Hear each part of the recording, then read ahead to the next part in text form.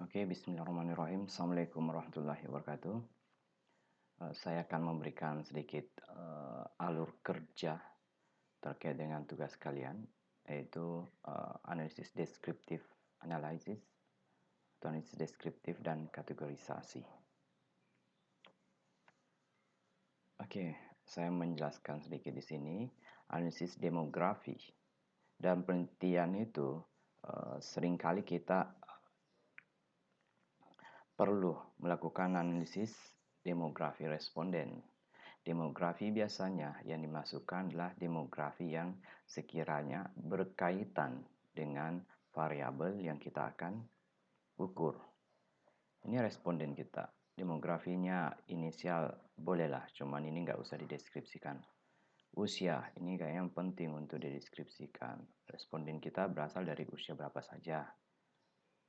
Oke, pekerjaan. Mereka dari golongan pekerjaan apa saja.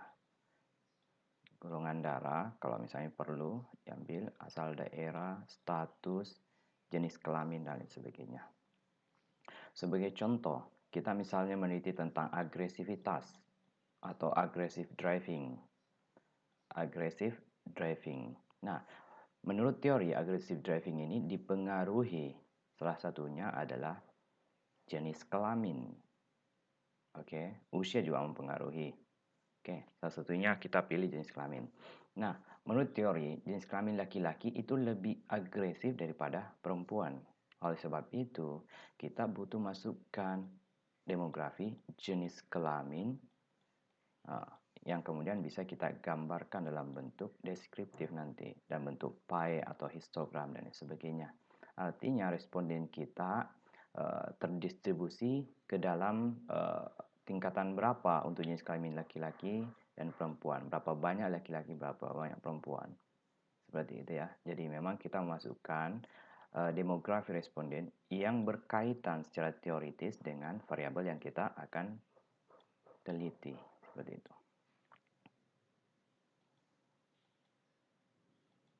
Oke, selanjutnya. Misalnya gini, kita memiliki judul penelitian. Ada 2 skripsi di sini.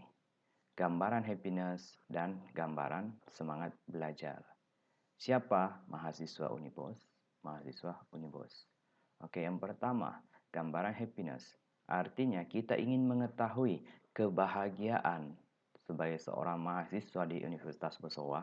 Kita mau mengetahui apakah bahagianya itu tinggi, sedang, atau rendah. Kita kan nggak tahu kalau kita nggak melakukan penelitian tinggi, sedang, atau rendah. Oke, oleh sebab itu kita melakukan penelitian. Sama halnya kita ingin mengetahui semangat belajar. Apakah itu tinggi, sedang, atau rendah. Kita nggak tahu kan semangat belajarnya mahasiswa Unibos itu berada pada taraf yang mana. Oleh sebab itu kita melakukan penelitian. Diawali dengan pengambilan data menggunakan skala. Oke. Nah, seperti inilah. Apakah berada pada kategorisasi rendah happiness-nya, sedang, atau tinggi? Ada 2 macam cara yang bisa kita gunakan. Kita menggolongkannya tingkatan ini berdasarkan 3 tingkatan, rendah, sedang, tinggi. Atau bisa 5 tingkatan, jadi lebih halus lagi. Sangat rendah, rendah, sedang, tinggi, dan sangat tinggi. Ini 5 tingkatan. Kita menggunakan di dalam tugas ini cukup 3 tingkatan saja, rendah, sedang, dan tinggi.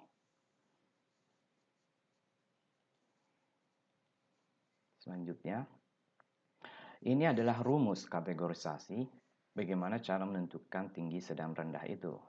Ini mu atau rata-rata, ini standar deviasi. Dikurang 1 standar deviasi.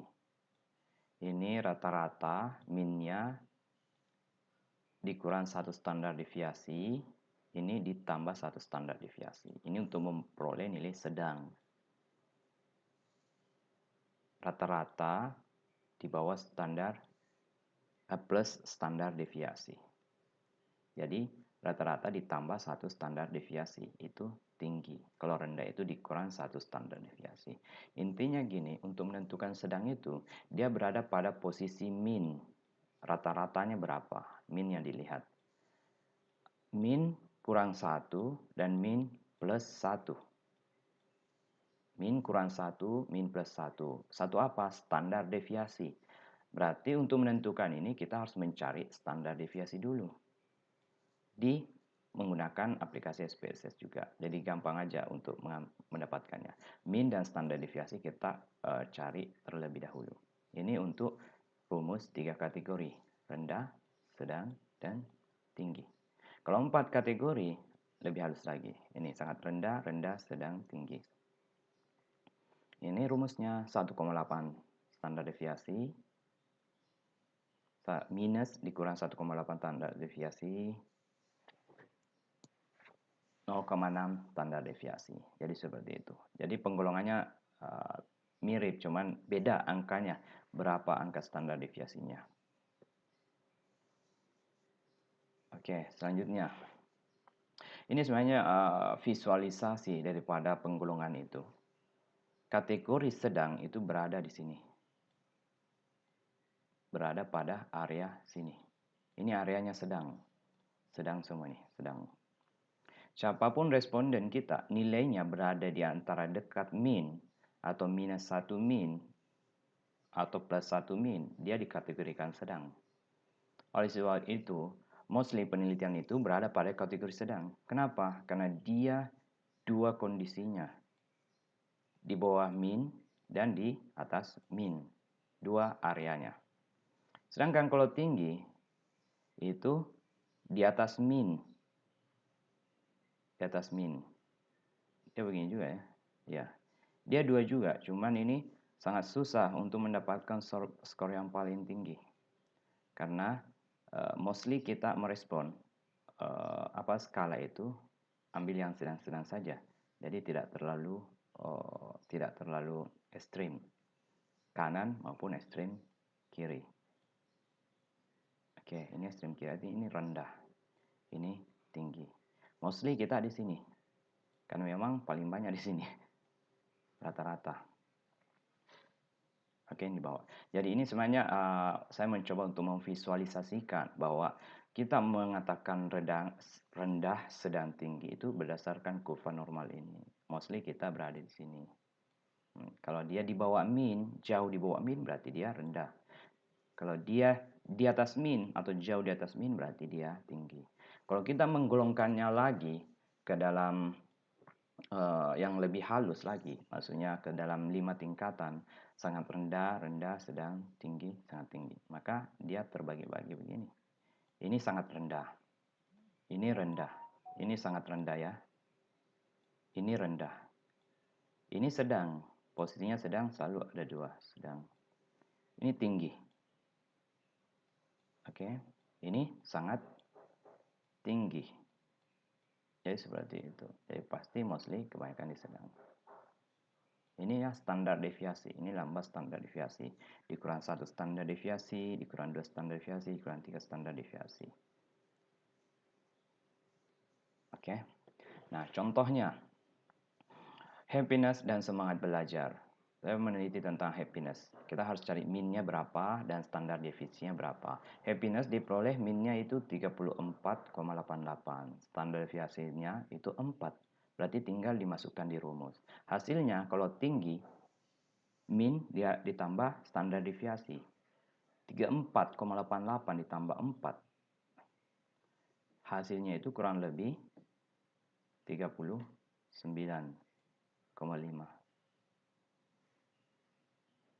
Ini 4 koma, ada komanya sih di sini, cuma di sini nggak tertulis.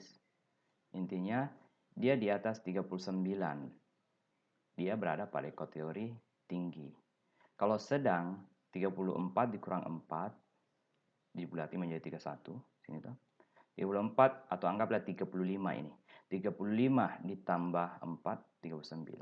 Jadi jarak antara min 1 SD dan plus 1 SD, nilai yang berada di tengah-tengah itu atau di antara itu, maka dia di kategori sedang. Jadi memang intervalnya cukup jauh ya. minus sama plus. Rendah pasti di bawah, tinggal ini aja. Jadi caranya ketika kita sudah dapat sedang untuk pembagian 3 kategori ini, sebenarnya kita sudah dapat semuanya. Karena tinggal sedang aja yang dilihat. Jadi caranya seperti itu. Sedang berarti plus 4 minus 4. Plus 4, anggap ini kita bulatkan menjadi 35. 35 kurang 4 berarti dia 31. 35 ditambah 4 dia 39. Berarti nilai perolehan nilai nanti totalnya antara 31 sampai 39, dia berada pada kategori sedang. Begitupun tinggi, tinggal dilihat saja. 39 di sini maksimal sedangnya. Berarti langsung aja 39,5. Di atas 39,5 berada pada kategori tinggi. Ini paling rendah yang 31. Berarti 30,5 di bawah, ke bawah berada pada kategori rendah. Ini untuk variabel happiness untuk menentukan apakah dia tinggi, sedang atau rendah. Begitupun pada variabel semangat belajar. Minnya 42, standar deviation 2,5. Tinggal digituin aja. 42 ditambah 2,5. 44. Jadi bulatin ke bawah. Dikurang 2, berarti dia 40. Ini ditambah ini dikurangi. Seperti itu prosesnya. Untuk memperoleh nilai min kategorisasi, apakah variabel happiness, total variabel happiness ini berada pada kategori rendah, sedang, apa tinggi. Nah, ini adalah hasilnya ketika kita menggunakan SPSS, hasilnya seperti ini. Hasil kategorisasi. Ini 1, sangat tinggi. Ini 2, sedang. Ini 3, rendah. Tinggi, sedang, rendah. Untuk variabel happiness. Artinya, berdasarkan penelitian atau data-data yang saya input di SPSS, itu hasilnya kayak gini. Satunya, tingginya cuma berapa persen. Oke, nggak cukup 20%. Sedangnya 70 persenan, 70 lebih. Tingginya, rendahnya itu bahkan cuma mungkin 10% aja atau di bawah 10%. Nanti ada penjelasan lebih lanjut di SPSS-nya. Sama untuk semangat belajar, seperti ini. Sedang, tinggi, dan rendah. Oke, habis ini. Nah, syarat sebelum melakukan kategorisasi, pasti kita sudah melakukan data cleansing atau data cleaning. Artinya, data-data yang dimasukkan dalam SPSS itu semuanya pure, murni, tidak ada kosong, semuanya terisi. Jadi, tidak ada missing data. Semuanya nol missing datanya. Terus, untuk memperoleh hasil ukur yang bagus, maka kita harus memenuhi persyaratan validitas dan reliabilitas alat ukur yang kita gunakan. Skala yang kita gunakan itu harus memenuhi standar validitas dan standar reliabilitas yang ditentukan. Nah, di dalam penelitian ini atau penelitian yang kita akan lakukan itu sudah dianggap valid dan reliable. Jadi sudah dianggap valid dan reliable. Nah, ketika nanti kalian mau membuat alat ukur, maka standar yang harus dipenuhi pertama adalah validitas dan reliabilitasnya. Baru kita bisa mengambil data atau mengolah data seperti ini.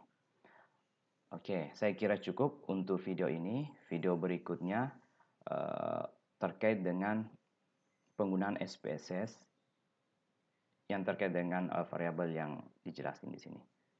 Selanjutnya. Oke, ini adalah variabel yang kita tadi presentasikan. Dan saya presentasikan. Ada variabel happiness dan ada variabel semangat belajar. Nah, demografinya, saya masukkan nama, jenis kelamin, usia, hobi, asal daerah, cita-cita. Itu demografinya.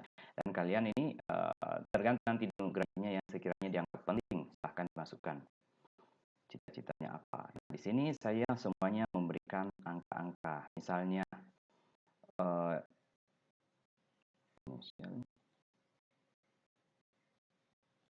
ini salah inisialnya. Cancel. Jenis kelamin, saya kasihkan 1 untuk laki-laki, 2 untuk wanita. Usianya berarti dia bebas usianya nanti bisa dirian tulis. Hobinya 1 traveling, 2 swimming, 3 reading. Ini contoh saja, bisa juga tidak dikasih gini untuk penggolongannya. Nanti di Google Form dikasih begini atau dibuat ini aja terbuka saja. Jadi hobi apapun itu bisa masuk. Tapi nanti Anda sendiri yang harus mengkategorisasikannya. Asal daerah, ada asal daerah Sulawesi, Kalimantan, Jawa. Jadi ini bisa semuanya terbuka pada dasarnya. Kita melakukan ini untuk mempermudah kerja kita untuk melakukan analisis cita-cita dan sebagainya. Nah, yang paling penting yang saya mau jelaskan di sini adalah variabel happiness dan variabel semangat belajar. Ini adalah variabel happiness 1. Jadi variabel happiness ini alat ukur untuk mengukur happiness seseorang atau kebahagiaan seseorang. Yang saya buat di sini ada 10 item. 10 item ini adalah item-item yang merepresentasikan kebahagiaan seseorang. Jadi kalau dia mendapatkan skor atau seseorang mendapatkan skor semuanya tinggi pada setiap item ini, bisa dikategorikan nanti mungkin kecenderungannya di kebahagiaan yang tinggi. Tapi kan kita nggak tahu apakah skornya semuanya tinggi. Oleh sebab itu nanti kita lihat seperti apa skor. Oke, ini happiness 1, 2, 3, 4 sampai 10. Jadi ada 10 item. Begitupun semangat belajar. Semangat belajar di sini saya buat juga 10 item. Jadi tergantung di skala ya. Skala kita ada berapa item untuk variabel A. Ya, ditulis semua sampai 30 atau 40 item. Variabel B itu berapa? Ada 50 item atau 20 item. Tulis semua di sini. Oke. Baru kita totalin. Total happiness-nya berapa? Total semangat belajarnya berapa? Nah, untuk mengkategorisasikannya nanti seperti ini. Ada variabel kategorisasi happiness, variabel kategorisasi semangat belajar. Nah, saya jelasin dulu lebih detail lagi. Nah, ini adalah item-item. Ini happiness, ini namanya, ini macam-macam namanya ya. Sebutlah begini namanya. Ada B, A, B, C, D, E, F, G, H, I, J, K. Z ya namanya. Ini perumpamaan nama, jenis kelaminnya, kalau satu laki-laki, dua perempuan. Usianya ini macam-macam, buka usianya. Hobinya, oke, ada 1, 2, 3. Nanti bisa juga dibuat hobi yang lain dari tergantung kalian. Asal daerah juga bisa kalian buat sendiri. Cita-cita. Nah, ini yang paling penting. Variabel untuk happiness. Variabel untuk happiness 1. Ini kan ada 2 macam kan. Ada 2 macam happiness dan semangat belajar. Variabel untuk happiness 1. Ini. Happiness 1.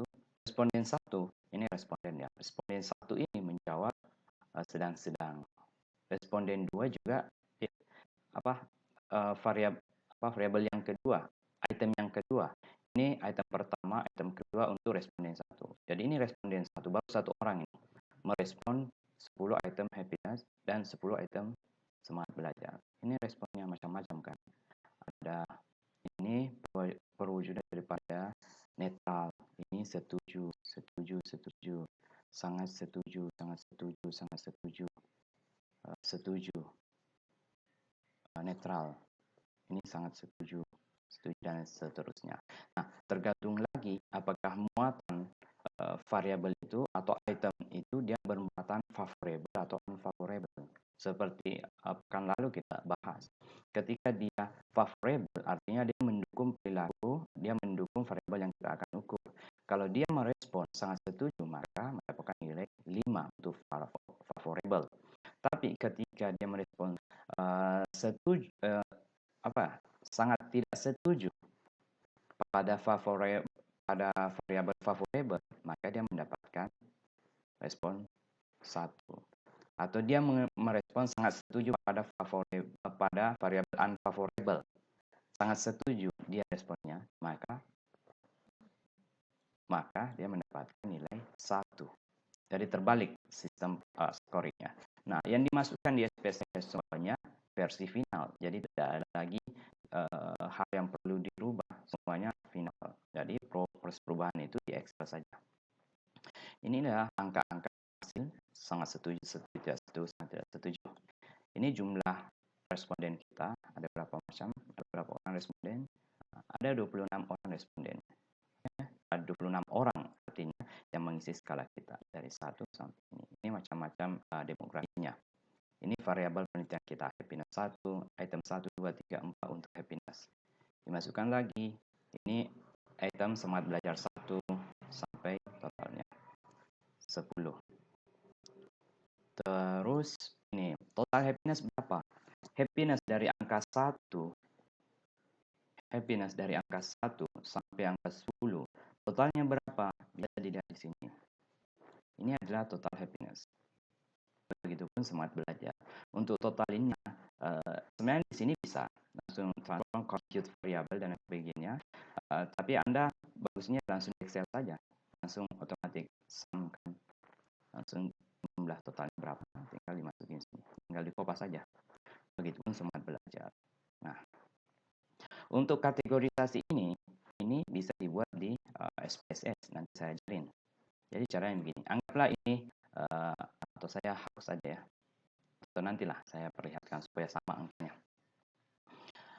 Untuk membuat kategorisasi apakah tinggi, sedang, rendah, kita harus tahu dulu rumusnya tadi.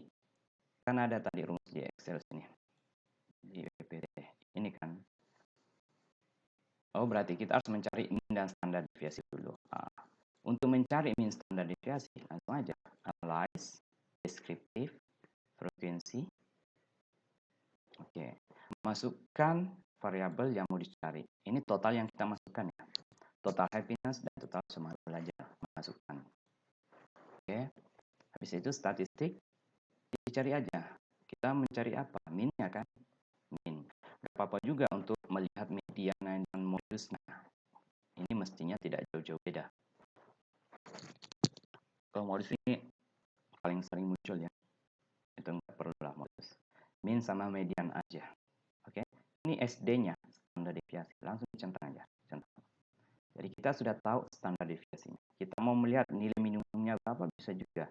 Maksimumnya berapa, bisa juga. Range-nya bisa juga. Jadi kita centang yang sesuai dengan keinginan kita saja. Continue. Ini sudah clear.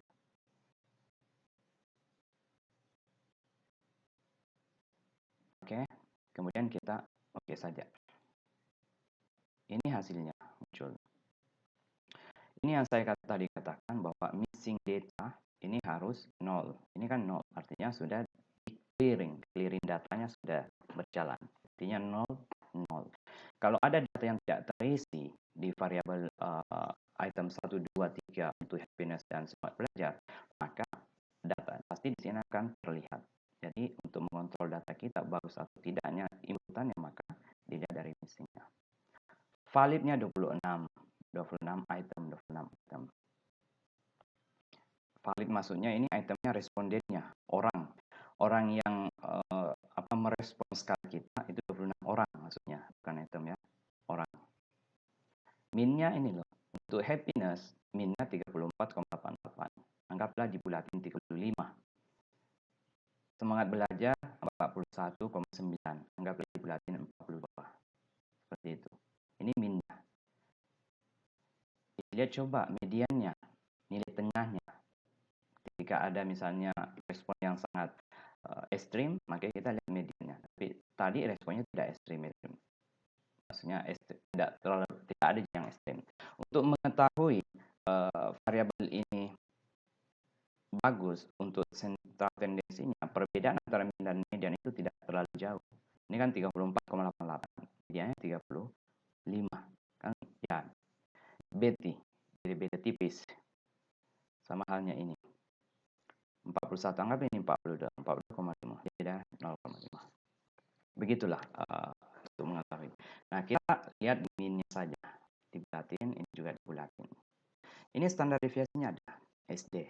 Ini yang kemudian ini dibulatin ke bawah, 4. Ini dibulatin ke atas atau ke bawah, bisa saja.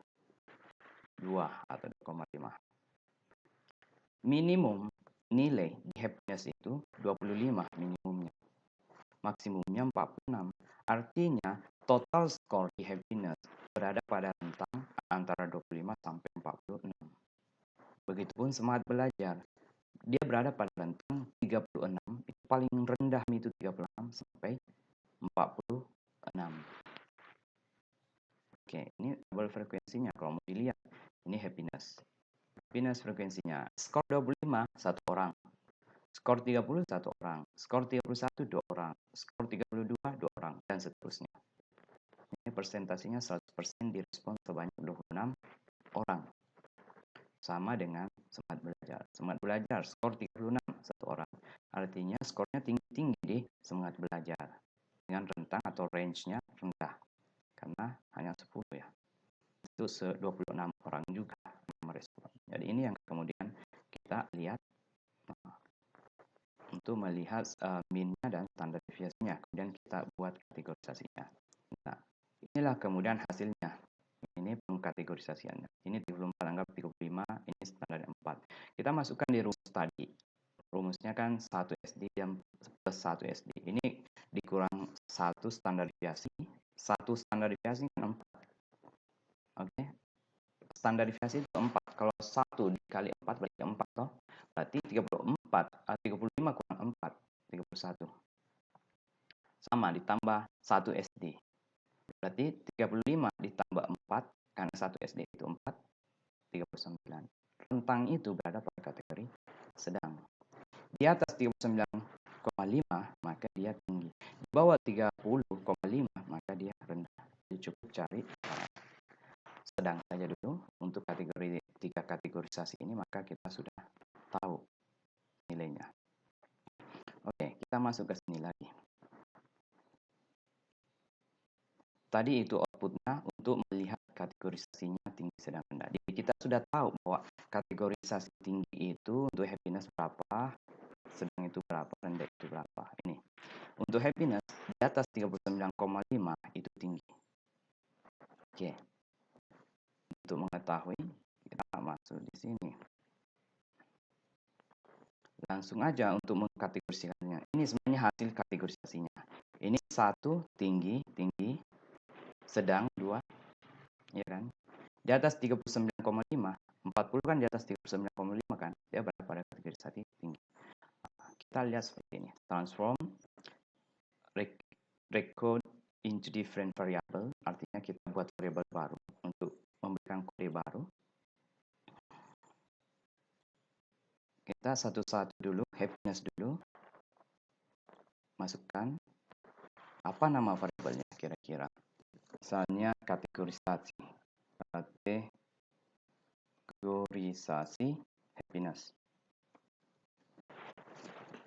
Langsung aja, ceng. Dia muncul sudah di sini.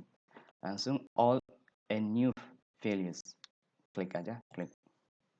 Masukkan. Tadi di atas 39,5 berada pada kategori tinggi. Oke. Berarti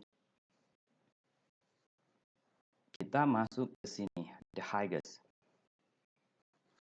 Di atas 39,5,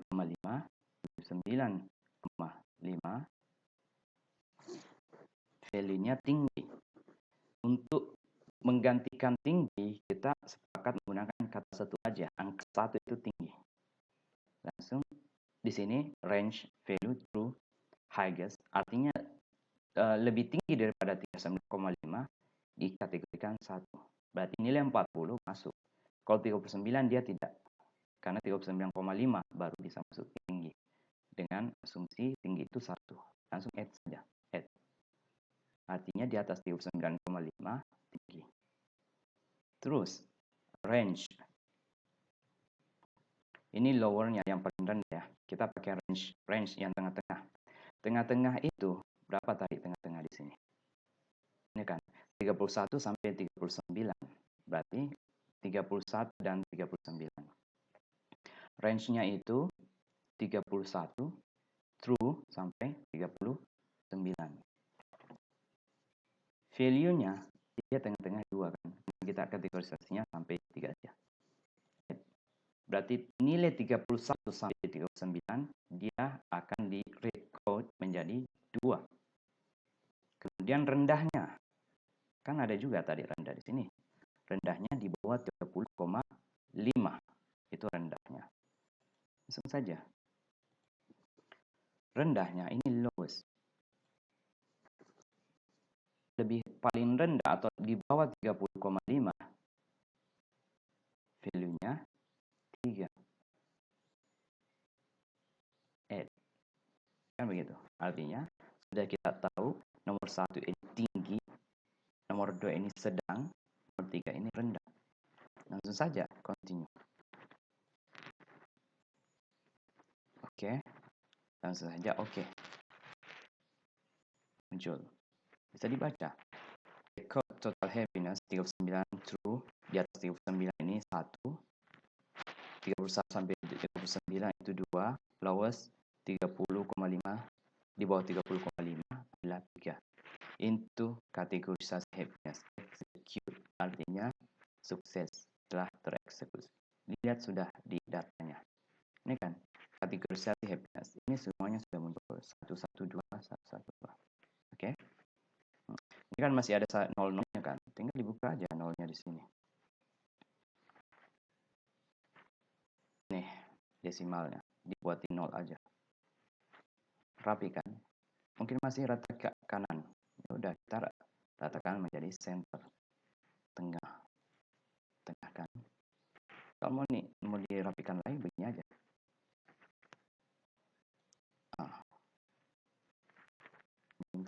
Supaya langsing sedikit. Nah, ya kan. Ini kategorisasi untuk happiness. Yang barusan kita buat. Begitupun kategorisasi untuk ini semangat belajar. Nah, kategorisasi untuk happiness sebenarnya saya sudah buat kemarin. Ini contohnya kan. Tinggal ditamain aja.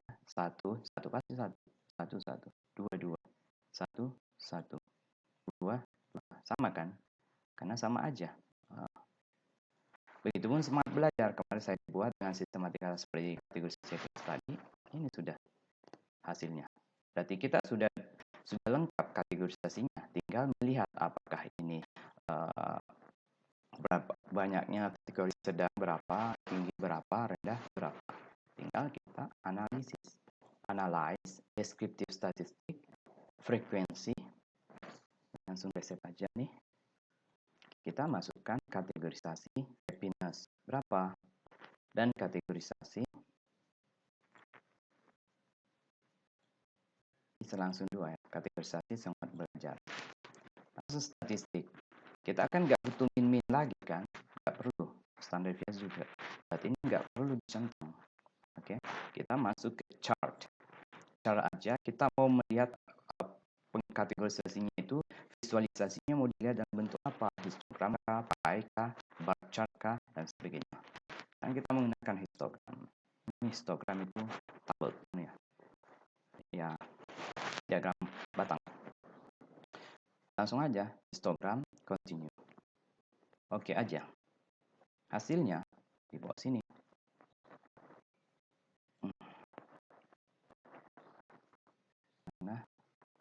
Nah, ini proses processing. Nah, inilah hasilnya. Kategorisasi untuk happiness. Ini. Nilai 1 kan tadi tinggi untuk happiness kan. Nilai 2 itu sedang. Nilai 3 itu rendah. Inilah hasilnya. Alhamdulillah. Ini semangat belajar, ini pun hasilnya. Ya kan? Untuk mengetahui berapa orang ini kan frekuensinya kan nggak terlalu jelas. Di sini frekuensinya nggak terlalu jelas, dia berapa, yang jelas di bawah 5, ini di atas 20 mungkin ini 20. Kita lihat aja di tabelnya sini. Ini frekuensi tabel. Yang satu tinggi untuk kategori happiness itu 4. Artinya dia di atas 39,5. Berapa persen? Dia 15%. Dia ini 15,4%. Sedang 2 toh frekuensinya 20 orang. Berapa persen? 76,9. Tinggi frekuensinya 2 orang. Presentasinya 7,7%. Tinggal ditambah aja presentasinya pasti 100%. Artinya semuanya responden sebanyak 26 orang ini execute dengan sukses. Inilah hasilnya. Kita sudah bisa menentukan bahwa kita hasil penelitiannya tadi, judul penelitiannya Happiness Mahasiswa Unibos dengan jumlah responden itu 26 orang, bisa kita lihat bahwa, happiness mahasiswa Unibos, yang sebanyak 26 orang itu, secara umum kita bisa mengkategorisasinya berada pada kategori sedang, karena mostly di sedang. Adapun tingginya itu cuma berapa orang, 4 orang. Rendahnya itu juga tinggi. Jadi tidak signifikan antara tinggi dan rendahnya, sehingga dianggap mostly orang-orang sebanyak 26 orang ini di Unibos, mungkin di Fakultas Psikologi itu happiness-nya sedang-sedang saja.